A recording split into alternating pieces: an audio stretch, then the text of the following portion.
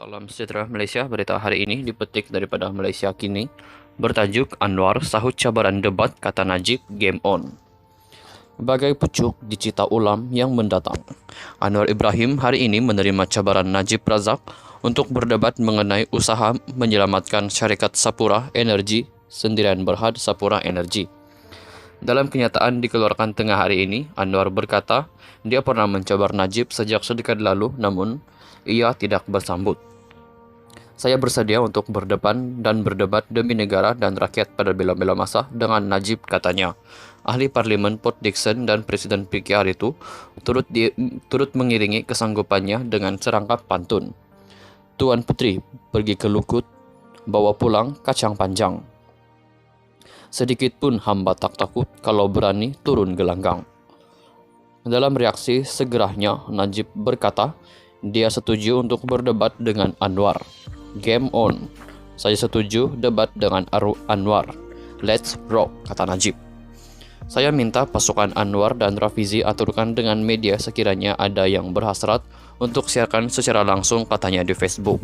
Dia juga meminta mereka berhubung dengan pembantunya untuk mencari tarik yang sesuai bagi debat itu diadakan. Isu gesaan Najib agar kerajaan menyelamatkan Sapura Energy asalnya melibatkan ahli parlimen Pekan itu dengan bekas ahli parlimen Pandan Rafizi Ramli.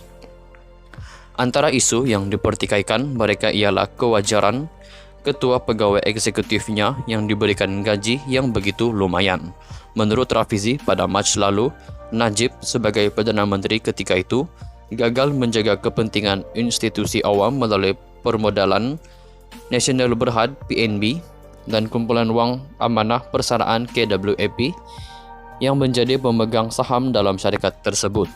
Meneliti rekod kewangan Sapura Energy, Rafizi berkata, seorang pengarah eksekutif yang mewakili pemegang saham majoriti meraih hampir RM1.1 bilion ringgit dari 2009 hingga 2021 dalam bentuk gaji, bonus, sewa, yuran harta, intelek, dan bentuk imbuhan lain.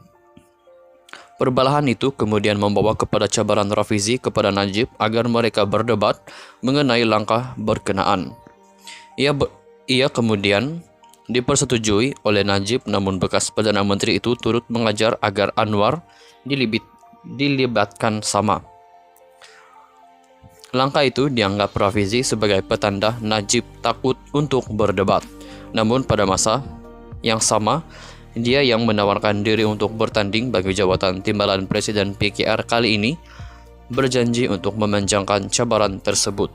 Kata Anwar, dia bersikap sama seperti yang diambilnya pada 10 tahun lalu dan pernah mencabar Najib.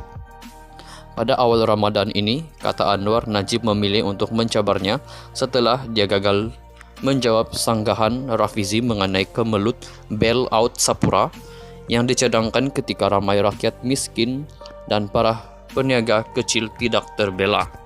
Sekian saja berita untuk hari ini, kita jumpa lagi di video yang seterusnya. Stay safe, stay healthy, bye-bye.